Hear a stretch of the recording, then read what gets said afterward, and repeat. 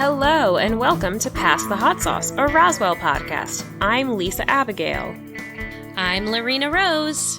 And I'm Eliza Ora. On today's minisode, we are going to be talking about relationships between aliens and humans in some of our other favorite TV shows.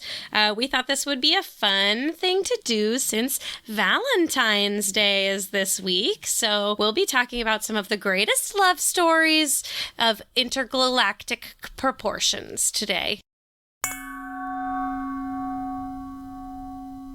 So, friends, before we start talking about our favorite love stories today, we want to give you a general blanket spoiler warning. We are talking about love stories in 3 different TV shows, so whenever we start talking about it, just be aware there are going to be spoilers. So we will be talking about the TV shows Lois and Clark, The New Adventures of Superman, Defiance, and Doctor Who. So if you haven't seen those shows and you don't want spoilers about the love stories included within them, please watch those shows first or know that you may be spoiled. And in the show notes, we can put timestamps for when we start talking about each show so that if you just want to skip over one that you think you might watch in the future, you can do that, but still listen to the rest of our conversation. So who wants to go first? I'll go first. I chose to talk about my other favorite alien show, Defiance. So I want to talk about a couple from that show named Alec Tarr and Christy McCauley. So the show is about what once was St. Louis, which is now basically a town of humans and aliens trying to live together.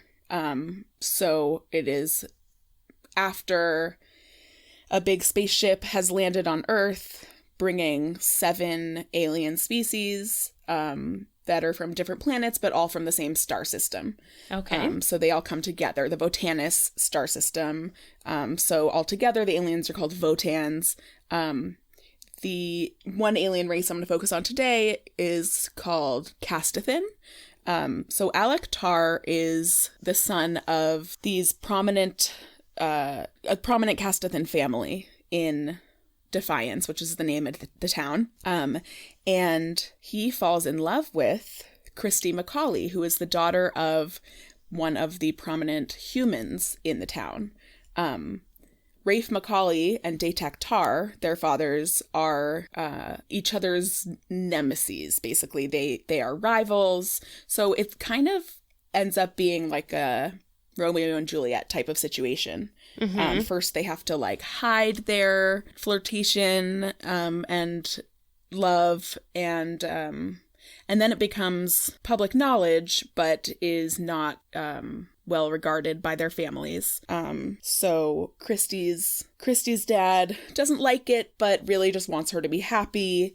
Whereas Alec's family is a little different. So like I said, they are Castathins, which is a type of Votan. And part of why I love this show so much is the world building and how of these 7 alien races, there really are different characteristics and traditions and languages that they each have.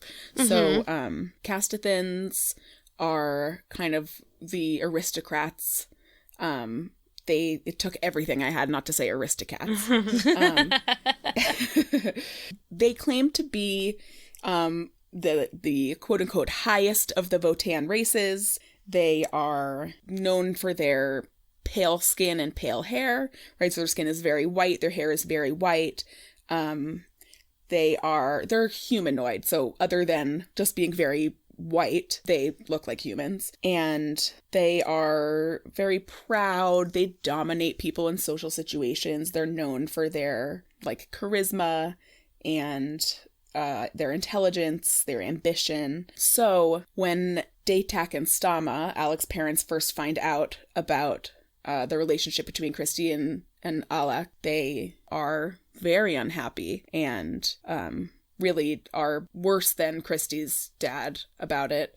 Forbid him to see her, and it doesn't really stop them because Christy and Rafe end up eloping, Ooh. getting married, and which I guess is redundant because that's what eloping means.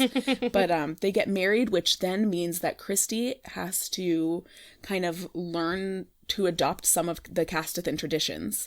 One of which is their ritual baths that they take as a family. No, thank you. Yeah.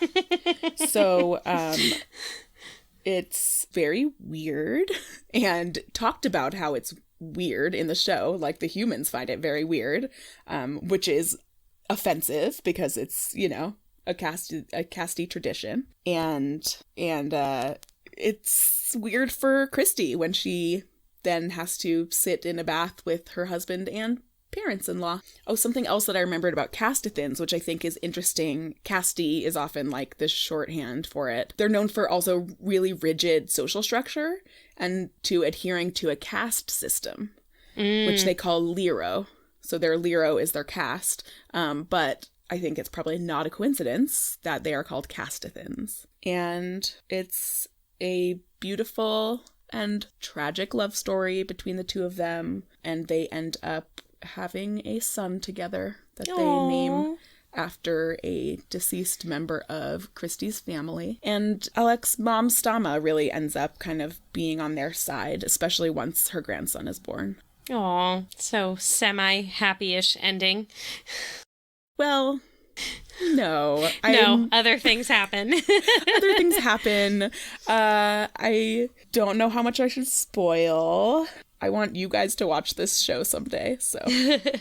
Cool. I can go second.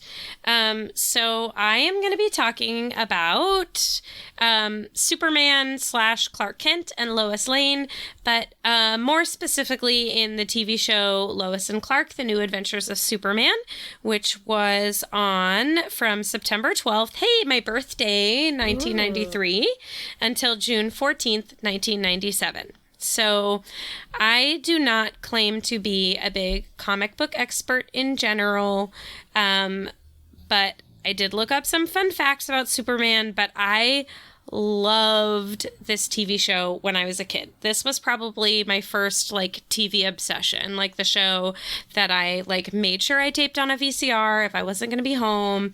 It started on my 11th birthday, so just that right preteen age to get super obsessed with some sexual tension on TV, not knowing that's what it was yet. But anyway, so a little background on Superman and Lois Lane first. They are the first romance in the DC universe. And Superman / Clark Kent and Lois Lane first appeared in Action Comics #1 in June 1938. It was created by Jerry Siegel and Joe Shuster, and they are said to have been inspired by the silent film actor Douglas Fairbanks for their portrayal of Superman. And the series in general, or the storyline of Superman in general, was inspired by Edgar Rice Burroughs' John Carter of Mars stories. So that's where they are said to have drawn inspiration from for it. And right from the very beginning, Lois Lane was a love interest of Superman and Clark Kent. Lorena, I think, Yes. and maybe you can tell me, I think that the creators of Superman were both Jewish, or at least one of them was Jewish. So I have always thought of Superman as the Jewish superhero. Yes. Well, of course. I don't know if they were both Jewish, but you would probably, I believe you if you believe that is true, because you are usually super well informed. I'll find out and put it in the show notes. Cool. So Superman originally started, as I said, in 1938. As early as 1942, they started bringing in Lois, suspecting that Superman and Clark Kent were the same person. But they did not get married in the comic book universe until 1978. Wow. Which actually ended up being part of like a spin-off alternate universe.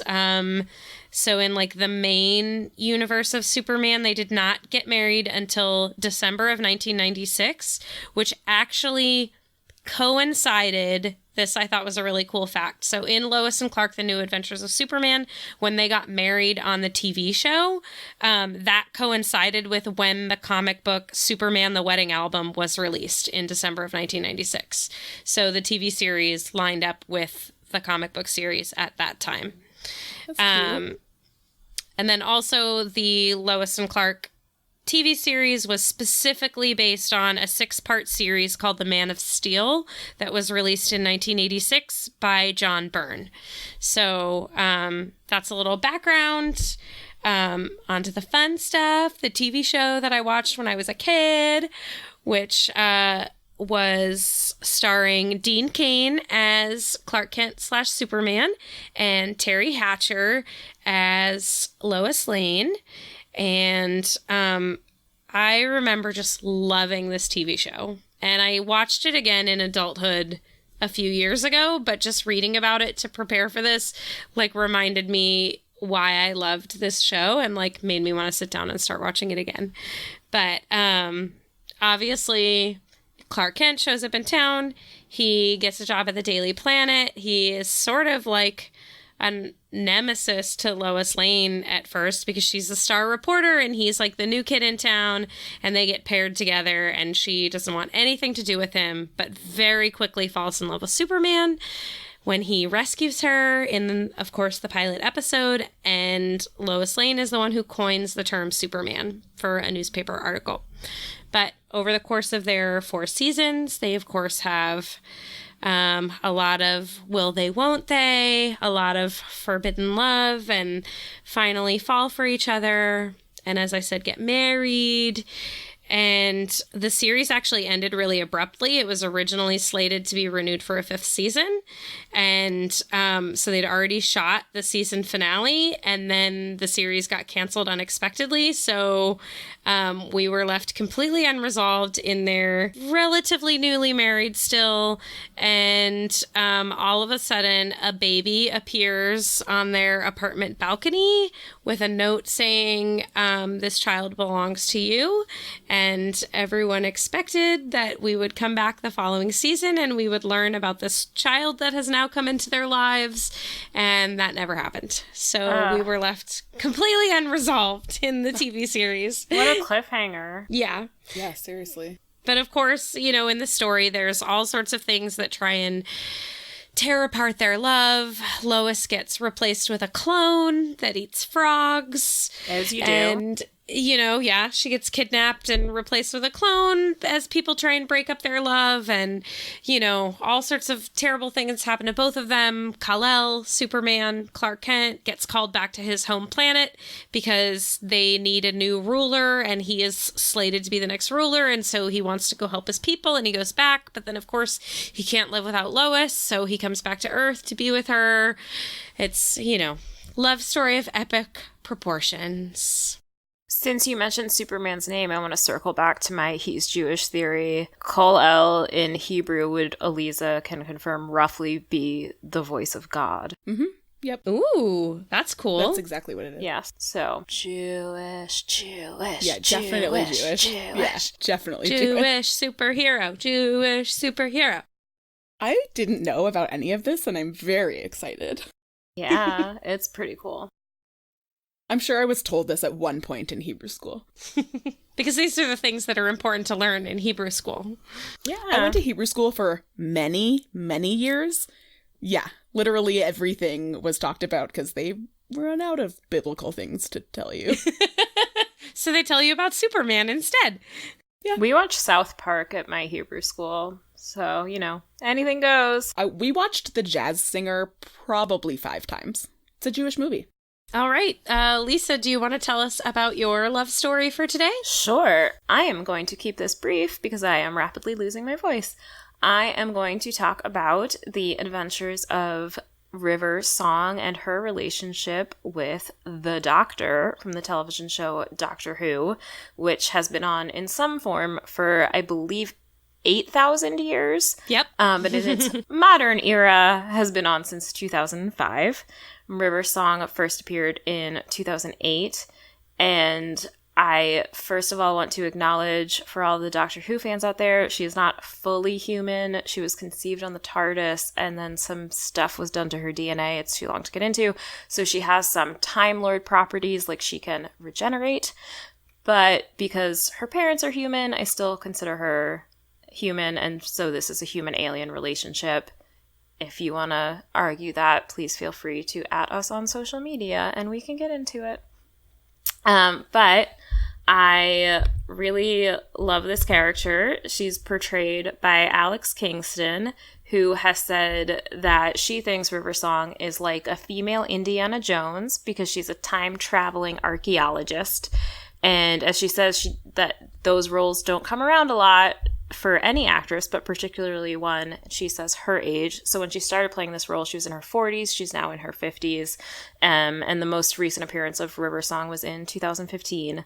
So really cool to see, like, an not older, but like older than the average woman you see on TV playing basically an action hero, and a really smart, confident, awesome lady who is involved with like one of the most mysterious creatures on Earth or anywhere, and is just rolls with it and is like, yep, this is life, and I'm gonna have all these adventures, and it's gonna be awesome. And I know Eliza is a big fan of this actress Alex Kingston from her stint on ER. Yes, I am. I love Dr. Corday. So always good to see her in a role as a professional lady, in addition to being just like an all-around awesome person. She is a professor of archaeology. So she's legit. She's smart. She's capable. She can do whatever. And I really like this story because of the way that it unfolds. And one could argue she is also a doctor. If she's a professor of archaeology, she probably has a doctorate. Yeah, that's a great point. I can't recall if they addressed that in the show. Fans, let us know. I'll look it up and put it in the show notes too. But let us know on social media anyway. So I think one of the most interesting things about their story is just the way that it unfolds, because as we are watching Doctor Who, we are, of course, in the Doctor's point of view. So we're following him through the timeline, but because River Song is also a time traveler, their timelines don't always quite match up. So the very first time he meets her is the day that she dies. And so he goes into their relationship as she realizes in her last moments, knowing all along that this is going to be how things end. And it's so heartbreaking. But it's so good the way that the story unfolds, where you see things, like I said, from the Doctor's perspective, but like keeping in mind that he knows what's going to happen with River, and that they are, like, whenever they meet, they have different levels of knowledge about each other and about their relationships and the things that they've done. They have a little agreement that they like, if someone starts to say something that hasn't happened yet, the other one goes, oh, spoilers. And it's very cute. There's so much drama. Like, so the Doctor is traveling for a long time with Amy and Rory, who are his two companions, who are a couple who end up being married. And it eventually is revealed that River Song is actually their daughter. So you have all this drama of like an adult character who these characters have interacted with and have known as a peer, who then find out they're her parents. And Amy has a fantastic moment where she realizes that makes her the Doctor's mother-in-law. It's very cute. But River goes through all of these changes, and she goes through all of these things. She has her own things going on too. So even when she's not with the Doctor, like, she's doing cool stuff independently. She has her own life. She also has a number of spouses throughout the years, both male and female. She is canonically bisexual. And in 2015, they kind of wrapped up her story with something that they had foreshadowed, where she and the Doctor have their last night together. But fortunately, it happens to be on a world where nights last for 24 years. Aww. So they get a good long time together. So to sweet. Constantly be turning corners and greeting each other with, hello, sweetie. Aww. Yeah, it's very nice. But also really sad. But very nice. But very sad. But very nice. I totally forgot that whole thing about Amy and Rory being her parents until you Well, said it's it. crazy. So I totally forgot. yeah, so she's their daughter, but she also, in a previous regeneration, was their childhood best friend who helped bring them together as a couple. There's a lot of layers. Yeah. It gets weird. I mean, time travel does that. Yeah. Yeah, because time travel in general, like, really creates a lot of layers. And alternate universes and whatever. Right. I also appreciate that the episode where we find out that she was their childhood best friend is one in which that character, Mel's, finally says the thing that, like, everyone thinks whenever you have a time travel story. She's like, we have a time machine. Let's go kill Hitler. Like, yeah, great point. Okay. They don't succeed, unfortunately. But, you know. Sadly. Good for them for making an effort. So yeah, that's my I Love River song, who, you know, tries to murder Hitler. What's not to love? I know. She's the best. And she has such great hair. She does have great hair. Thank you for joining us this week for our discussion of aliens and humans in love. For our next mini-sode, we will be discussing the 2001 movie Evolution, which was directed by Ivan Reitman. Next Tuesday, though, we will be discussing Roswell Season 1, Episode 14, Blind Date. In the meantime, please subscribe, rate, and review our podcast on wherever you are listening to it. For more information, including our show notes, you can visit us at roswellhotsauce.com, and please give us a follow on Twitter and Instagram. We are at Roswell Hot Sauce. You can always send us an email at roswellhotsauce@gmail.com if you have any questions, comments, concerns, or if you have an idea for us for an upcoming minisode. Until next time, go kiss some aliens. Ooh.